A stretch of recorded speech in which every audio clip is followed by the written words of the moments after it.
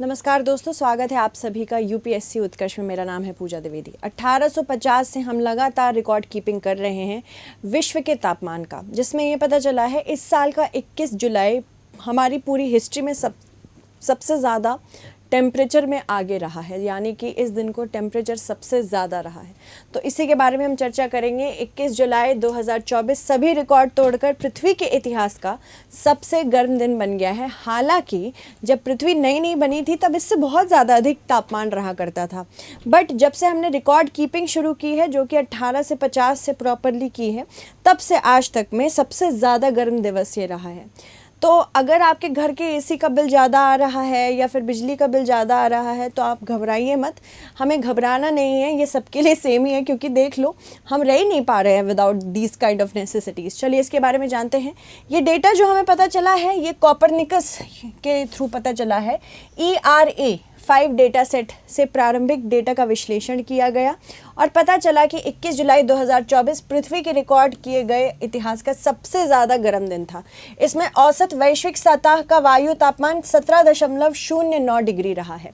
और अगर हम बात करें इससे पहले 2024 की ही बात करें, इसी साल की बात करें, तो लगातार 6 महीने में औसत तापमान जितने रहे हैं, जितना होना चाहिए, वो 1.5 डिग्री सेल्सियस से, मतलब मान लो 20 डिग्री सेल्सियस रहा हो औसतन, बट ये नेसेसरी है कि इतना ही मेंटेन हो, but 1.5 degree Celsius and above इसी से रहा है। इससे पहले 2023 सबसे गर्म साल बन चुका है इतिहास में, उससे पहले 2016 था। तो आप देख रहे हो कि कम से कम लास्ट 10 ईयर्स में 3 ईयर्स तो ऐसे ही उभर के आ रहे हैं, 3 साल ऐसे हैं जिसमें अत्यधिक गर्मी रही है, और ये एल नीनो की वजह से भी मानी जाती है। एल नीनो सदर्न ऑसिलेशन, जिसमें पैसिफिक ओशन या प्रशांत महासागर का पूर्वी क्षेत्र के गर्म होने की वजह से वैश्विक तापमान बढ़ता चला जाता है, या अभूतपूर्व हीट वेव वैश्विक तापमान पर जलवायु परिवर्तन के बढ़ते हुए प्रभाव को रेखांकित भी करती है, जिससे लड़ने के लिए पेरिस समझौता COP21 में आया था। COP21 में पेरिस समझौता जो आया था वो क्या बोल रहा था बेटा? पेरिस एग्रीमेंट यही कह रहा था ना कि अगर प्री इंडस्ट्रियल लेवल की बात करें, यानी कि प्री इंडस्ट्रियल लेवल कब माना जाता है? 1850 से लेके 1900 तक का इंडस्ट्रियल एरा माना जाता है। ये इंडस्ट्रियल एरा है। और अगर प्री इंडस्ट्रियल लेवल की बात करें तो 1850 से लेके 1900 से पहले का समय मान लो, तब औसत तापमान 10 डिग्री सेल्सियस रहा करता हो। तो हमने बोला है पेरिस समझौते के अंतर्गत कि हमें इस सदी के अंत तक, यानी 2100 तक, हमें 10 डिग्री सेल्सियस से बस 1.5 डिग्री सेल्सियस से 2 डिग्री सेल्सियस के नीचे तापमान रखना है, जो कि हम कर नहीं पा रहे हैं। ठीक है, तो कोपरनिकस जलवायु परिवर्तन सेवा द्वारा बनाए गए ERAS 5 डेटा सेट 1940 से अब तक का व्यापक जलवायु और मौसम संबंधी डेटा प्रदान किया गया। यह नवीनतम रिकॉर्ड पिछले उच्चतम तापमान से अधिक है और वैश्विक तापमान में वृद्धि की चल रही प्रवृत्ति को भी उजागर कर रहा है।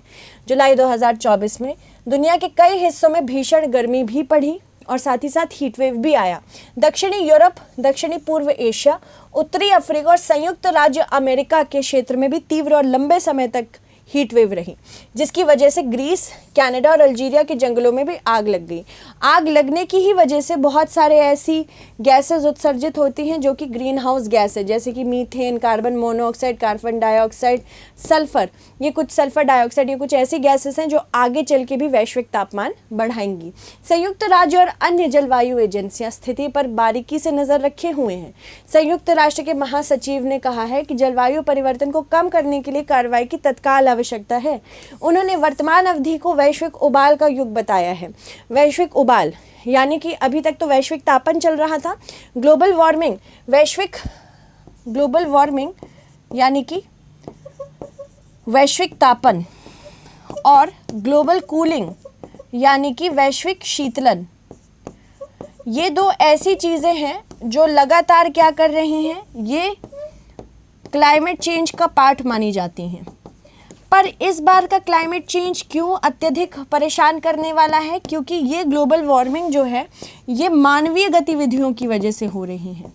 मानवीय गतिविधियाँ क्या होता है? मानवीय गतिविधियाँ यानी कि जो भी मानव निर्मित गतिविधियाँ हैं, औद्योगिकरण, कृषि, वन की कटाई, निर्वनीकरण, ये सारी चीज़ें अत्यधिक रूप से वैश्विक तापमान बढ़ा रही हैं।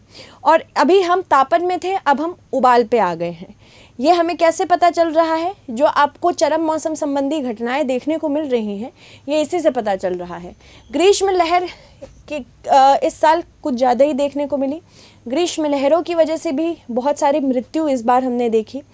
जहाँ मैं रहती हूँ वहाँ पे स्पेसिफिकली बोला जा रहा था कि इतनी ज़्यादा बॉडीज़ कोविड के टाइम आती थी जितनी बॉडी मई अप्रैल से जून के बीच में आई हैं due to heat wave.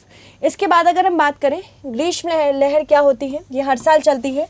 Specially अगर हम नॉर्थ वेस्ट इंडिया की बात करें तो ये मई टू जुलाई के बीच में रहती हैं।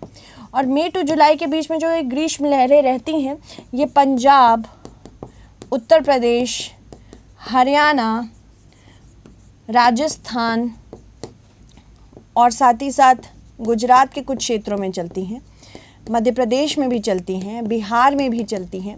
तो ये सारे एरियाज़ चपेट में आते हैं। और माना जाता है कि अगर किसी मैदानी क्षेत्र में जो औसत तापमान है वो 40 डिग्री सेल्सियस होता है, अगर 40 डिग्री सेल्सियस और 40 डिग्री सेल्सियस से अत्यधिक तापमान 2 दिन से ज़्यादा रह जाए तो वहाँ पे हीट वेव घोषित कर दिया जाता है। अगर कोई तटीय क्षेत्र है तो वहाँ पे 37 डिग्री सेल्सियस या उससे अधिक 2 दिन या 2 दिन से अधिक हो जाए तो वहाँ हीट वेव घोषित कर दिया जाता है, IMD करता है। और पहाड़ी क्षेत्रों के लिए 30 डिग्री सेल्सियस है। ग्रीष्म लहरों को तब माना जाता है, ये मैंने आपको बता ही दिया है, मैदानी क्षेत्रों के लिए 40 डिग्री उससे अधिक है और तटीय क्षेत्रों के लिए 37 डिग्री और फिर पहाड़ी क्षेत्रों के लिए 30 डिग्री या उससे अधिक। हीट वेव अक्सर तब होती है जब उच्च दबाव प्रणाली किसी क्षेत्र पर रुक जाती है और इसको हम हीट डोम भी कहते हैं। यहाँ पे USA में हीट डोम का कंसेप्ट बहुत चल रहा था, 2021 में भी आया था ये हीट डोम का कंसेप्ट, कि यहाँ पे गर्म हवाओं ने एक तरह से एक लिड बना ली, एक डोम बना लिया है और इधर का जो पूरा क्षेत्र है ये गर्म रहता है, नीचे का जितना भी क्षेत्र होता है वो गर्म होता है और इसी को हम हीट डोम इफेक्ट भी कहते हैं, हीट डोम इफेक्ट।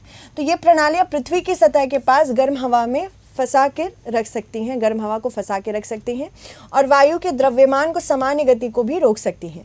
पृथ्वी के औसत तापमान में दीर्घकालिक वृद्धि मुख्य रूप से जीवाश्म ईंधन यानी कि कोयला, तेल, प्राकृतिक गैस को जलाने की वजह से होती है, जिससे लड़ने के लिए United Nations framework convention on climate change यानी कि संयुक्त राष्ट्र जलवायु परिवर्तन फ्रेमवर्क सम्मेलन, जलवायु परिवर्तन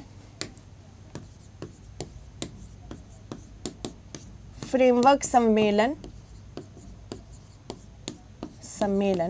को लाया गया था। ठीक है, और ये रियो अर्थ समिट 1992 में लाया गया था। इसका कार्य क्या था कि जीवाश्म ईंधन से अब हमें हटके अलग ऐसे स्रोतों की तरफ जाना है जो हमको आसानी से क्लीन एनर्जी दे सके। लागू ये 1994 में हुआ और 1995 से लेके आज तक लगातार एक वार्षिक बैठक होती है जिसको हम कॉन्फ्रेंस ऑफ पार्टीज कहते हैं। यह ग्रीष्म लहरों की आवृत्ति और तीव्रता में योगदान करती है। क्या?